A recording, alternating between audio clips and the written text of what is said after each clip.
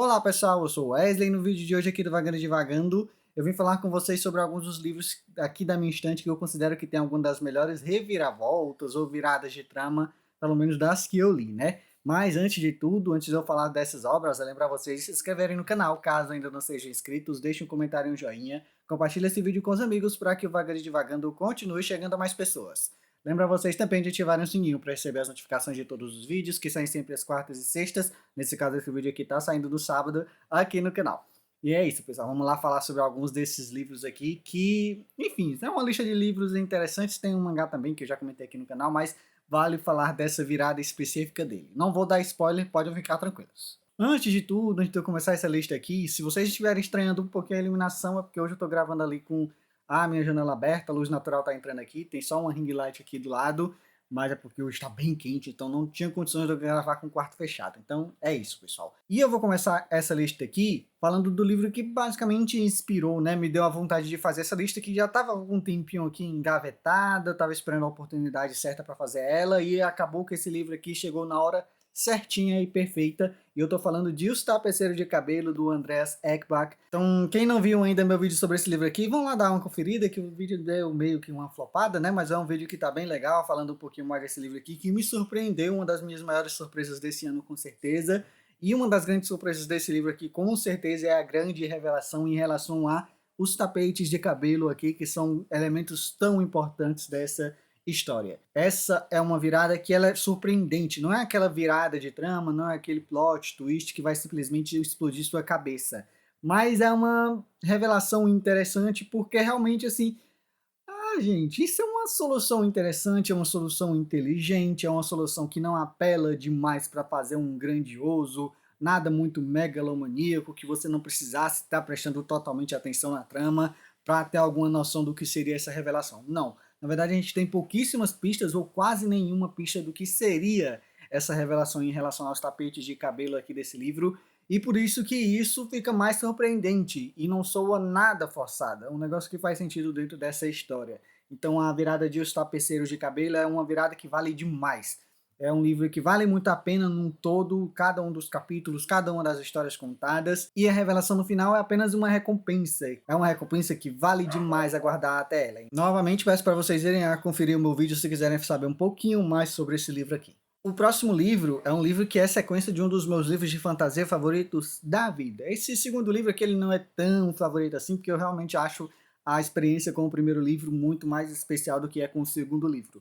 Mas nesse segundo livro a gente tem algumas revelações que, gente, é um negócio muito interessante. Abre a esperança principalmente para os fãs dessa autora aqui, que eu ainda estou conhecendo aos poucos, eu ainda pretendo ler uma outra trilogia dela mais famosa, e eu acho que atiça um pouco a curiosidade dos fãs de esperar que ela um dia faça um grande universo de histórias. Eu estou falando de A Musa dos Pesadelos, da Laini Taylor, que é um livro que eu acho que ele não é tão mágico quanto o primeiro livro, O Estranho Sonhador, que eu acho um livrão, como eu falei, é uma das minhas fantasias favoritas da vida, mas é um livro que ele cumpre muito bem o papel dele de finalizar a história, e a finalização dessa história passa muito por conta da expansão que a Laini Taylor dá para esse universo. É um universo riquíssimo já desde o primeiro livro, você tem curiosidade para conhecer cada um dos elementos mitológicos dessa história, da mitologia desse mundo, da história desse mundo, mas a revelação que a Laini Taylor faz aqui em A Musa dos Pesadelos é uma grande revelação,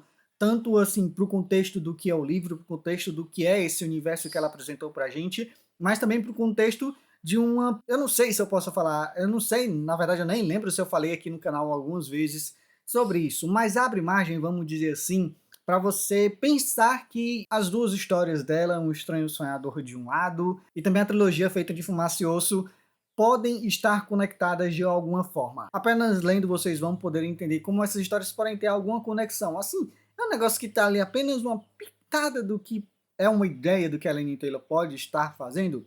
É uma pitada, muito pequena, mas você consegue perceber isso mesmo não tendo lido, no meu caso, Feitas de Fumaça e Osso. Então é uma revelação que eu acho surpreendente. É um universo que ele por si só também, ele tem várias revelações ao longo do livro. Ela ignora um pouquinho o peso das revelações, tanto é que ela deixa bem claro ali algumas revelações que ela vai fazer, porque ela não quer que aquilo ali seja o peso total da narrativa dela, e muitas coisas acabam ganhando mais corpo, mais vida, justamente porque ela não trata as grandes revelações como o principal elemento das obras dela. E isso acontece, eu acho, na minha opinião, por todo o Estranho Sonhador, acontece também por A Musa dos Pesadelos, eu acho que por isso que essa história me marcou tanto de alguma forma, porque eu acho engraçado a forma com que a Laini Taylor trata as viradas na narrativa dela e ainda assim consegue surpreender a gente de alguma forma com um elemento ou outro dessa história. Então, gente, também dê uma chance para essa duologia do Estranho Sonhador, que vale demais. Eu sei que tem algumas pessoas que não são tão fãs assim, porque é uma narrativa mais lenta, é uma escrita mais poética e floreada, mas, gente, vale demais. Se você gosta desse estilo de narrativa, se você gosta desse tipo de fantasia, é uma pedida de tanto. Sabe, um cara da literatura hoje conhecido por muitas viradas, e conhecido por algumas vezes também por alguns deus ex machina, né? E alguns fãs dele brincam com isso, que ele é totalmente adepto de deus ex machina. Eu não vou falar aqui exatamente de um deus ex machina, que para quem não sabe, é basicamente o autor ele pegar uma solução vinda totalmente do absurdo para ser a solução para o conflito que ele está criando ali dentro da história dele. E esse autor que eu vou mencionar aqui é um autor que ele gosta muito de fazer isso. Ouço mais falar do que eu já tenha presenciado, mas eu acho que estou para presenciar ainda esses momentos dele. Mas eu estou falando do primeiro livro de Mistborn, do Brandon Sanderson, e quem acompanha o Brandon Sanderson, quem já lê há mais tempo, provavelmente sabe dessa fama dele gostar de fazer muitas viradas na narrativa dele, e também gostar de colocar esses deus ex machina. Mas aqui em Mistborn realmente não tem isso, e uma das grandes viradas é vinda de um dos personagens principais dessa história aqui, que na época que eu li foi totalmente surpreendente. E eu falei que não ia ter nada a ver com Deus Ex Machina, mas eu lembrei aqui nesse instante que esse personagem específico que é envolvido nessa grande virada da narrativa aqui de Mistborn também está envolvido num Deus Ex Machina, eu acho, assim, eu não sei em qual contexto essa coisa que eu sei vai acontecer, talvez lá no quarto ou quinto livro ali de Stormlight Archive. Eu fiquei sabendo de um pequeno spoiler, como eu falei, eu não sei o contexto de nada, mas eu fiquei sabendo de um pequeno spoiler ali, de um pouco mais pra frente ali. Acho que, na verdade, eu falei quinto livro de Stormlight, mas Stormlight 5 ainda não saiu, saiu apenas o 4, então deve ser o livro 4.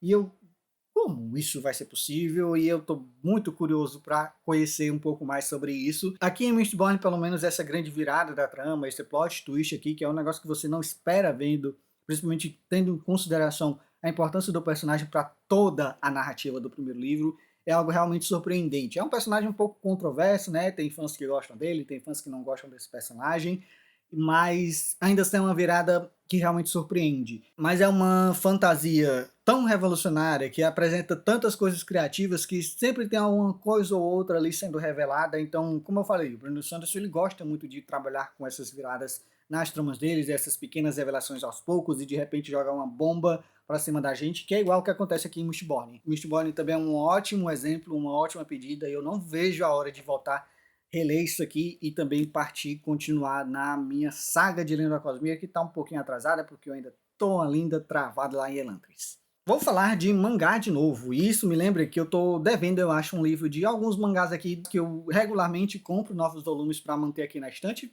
principalmente esses que vocês veem aqui do lado. E o mangá que eu vou trazer hoje, novamente, é Vinland Saga, do Makoto Yukimura, que, gente, tem um personagem específico aqui que você não espera de forma alguma que vai acontecer com ele o que acontece aqui no início de Vinland Saga. E isso, para mim, é uma grande virada e é um dos grandes motivos aqui pelo desenvolvimento do protagonista aqui, que é o Thorfinn.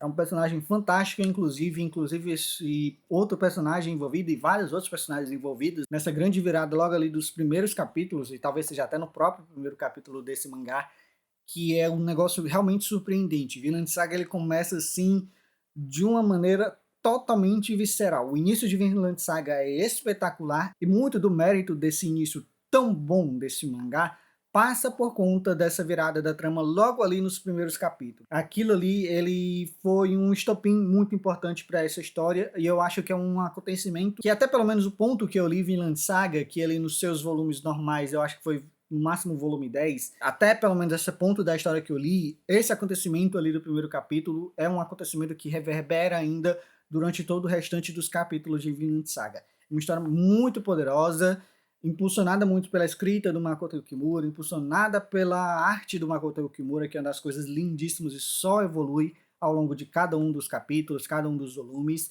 E disse e repito novamente, é um acontecimento que tem realmente peso narrativo, tem peso na própria emoção do leitor, na forma com que ele vai acompanhar essa história e curtir essa história. Então Vinland Saga é um mangá que vale demais. Como eu sempre falo para vocês, se vocês tiverem a oportunidade de ler isso aqui, vão dar uma lida, seja por meios não tão legais assim, mas que, enfim, por muitas vezes é a única opção que sobra para algumas pessoas, ou seja mesmo pela publicação da Panini, que vez ou outra ela deve estar reimprimindo sim, apesar de ter alguns volumes esgotados. Mas, gente, é um mangá espetacular, de verdade. Continua sendo, há muitos anos, uma das melhores coisas publicadas no Brasil. Vamos falar de A Guerra da Papoula, da R.F. Kuang, que pode não ter grandes plot twists na verdade aqui, mas tem um ponto específico da trama ali, logo depois da metade, quase ali terço final do livro, que você vê de verdade o peso dessa história, o peso da decisão de todos os personagens que estão aqui em A Guerra da Papoula. É uma virada de trama forte, é uma virada de trama poderosa e chocante, é uma coisa que acontece e que a autora faz com muita responsabilidade e cuidado aqui ao longo desse livro, principalmente desse momento mais delicado aqui da narrativa, se eu posso falar dessa forma. É um momento muito delicado, é um momento pesado que com certeza vai chocar quem está lendo. Eu acho muito difícil uma pessoa que não vai passar por esse ponto específico de A Guerra da Papoula e não vai ficar chocado com o que acontece aqui nesse momento. É uma coisa que acontece que você sente os sentimentos que estão sendo passados ali nessas páginas. E eu falei, A Guerra da Papoula não tem grandes revelações, não tem grandes viradas, tem obviamente as suas viradas de narrativa, e eu acho que não pode faltar nesse caso desse tipo de história, mas esse ponto específico é virar a chavinha, digamos assim, no leitor, porque por algum momento aqui, por vários momentos na verdade durante essa leitura, você até consegue sentir um pouquinho ainda um ar um pouquinho mais leve, apesar de começar uma guerra acontecendo, você, ok, tá uma guerra acontecendo, tem coisas e atrocidades sendo cometidas, mas falando em atrocidade, o que acontece aqui nesse ponto específico que me levou a colocar a Guerra da Papoula, atrocidade acho que soa pouco ao que acontece. Então, gente, realmente, a Guerra da Papoula é um ótimo livro de fantasia, é um ótimo início da R.F. Kuang e esse ponto de virada realmente é uma virada de chavinha aqui para essa história, que acha que ela é muito benéfica para ela, ainda que seja muito pesada. Agora eu quero trazer também Confissões da Kanai Minato. Assim, se você lê sinopse de livros, você vai ter uma ideia do que é um ponto de virada específico aqui do início da narrativa de Confissões. Se você não lê, você provavelmente vai se surpreender com o que acontece lá, as revelações que são feitas no início de Confissões. Mas o que fez eu trazer esse livro aqui, na verdade, para essa lista, não é as revelações ali que um leitor pode saber ou não, dependendo de ter lido a sinopse ou não, em relação ao início do livro, porque realmente o que surpreende, na verdade, é o final. Pode ser um final que soa um pouco forçado, um pouco demais, um pouco sem sentido. Pode, eu admito totalmente que esse é um final que não vai agradar qualquer um. Não vai agradar qualquer um, porque é um final muito absurdo. É o tipo de coisa que você não consegue enxergar totalmente a verossimilhança nessa história. Mas a história de Confissões como um todo, apesar de ter algum sentido em uma coisa ou outra, não é exatamente uma história totalmente assim que faça sentido.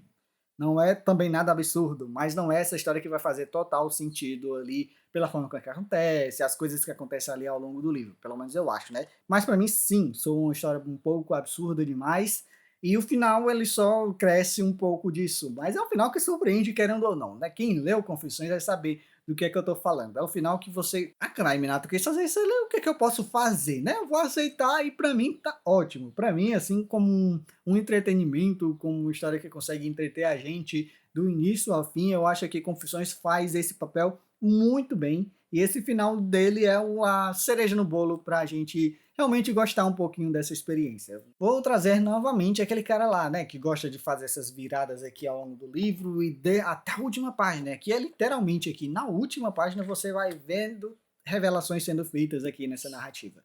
E vocês já puderam ver que eu já apresentei o livro, né, mas é Skyward, Conquiste as Estrelas, o primeiro livro da série Teen de ficção científica aqui do Brandon Sanderson, que já saiu o segundo volume, que eu estava ansioso, mas acabei não comprando ainda, mas vou comprar, gente. Vou comprar e talvez eu faça um vídeo aqui sobre esses dois primeiros livros dessa série, que eu espero que a Planeta Minotauro traga mais livros dessa série, porque é uma série que vale demais. Mas enfim, voltando aqui para Skyward e por que eu acho que essa é uma virada tão importante.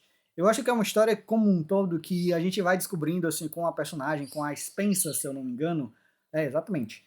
Ela vai descobrindo muitas coisas ao longo de toda a narrativa. Nós, como leitores, acompanhamos, por conta do ponto de vista dela, tudo isso, né? Então é uma história como um todo, é uma história que vai entregar muitas revelações acerca desse universo, acerca dos elementos que estão secando os personagens, acerca dos próprios treinamentos que a Spencer vai passar e também os preconceitos e tal, por conta do que acontece ali, que o pai dela é tido como um desertor ali do exército desse planeta, que esses personagens estão inseridos. Mas assim, existe uma grande revelação aqui no finalzinho de Skyward e essa revelação ela vai assim se desenrolando até a última página, literalmente. E aos poucos os personagens eles vão percebendo as coisas que estão acontecendo e depois juntando uma peça do quebra-cabeça com a outra e acaba dando nesse final aqui, que é um final que surpreende, que eu espero conseguir ler logo, né? Mas enfim, se vocês não deram oportunidade, vão lá dar uma oportunidade para isso aqui, gente, porque a Planeta Minotauro precisa terminar, com certeza, que é uma série como um todo muito elogiada.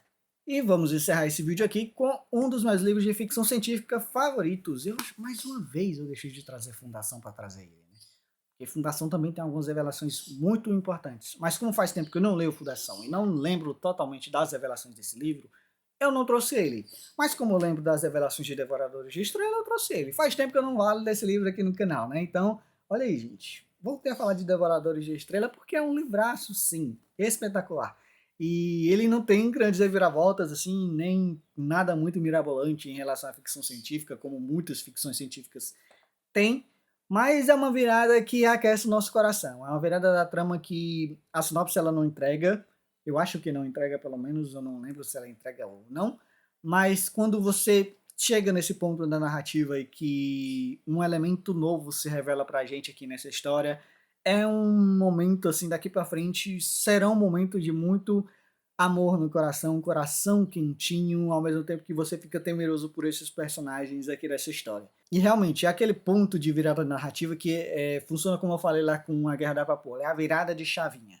É um livro que ele estava muito bom antes disso acontecer, mas quando você chega nesse momento específico, a história ela ganha um pouquinho mais de camadas, ganha um pouquinho mais de cor, você começa a se importar ainda mais com as relações que estão sendo construídas aqui em Devoradores de Estrelas.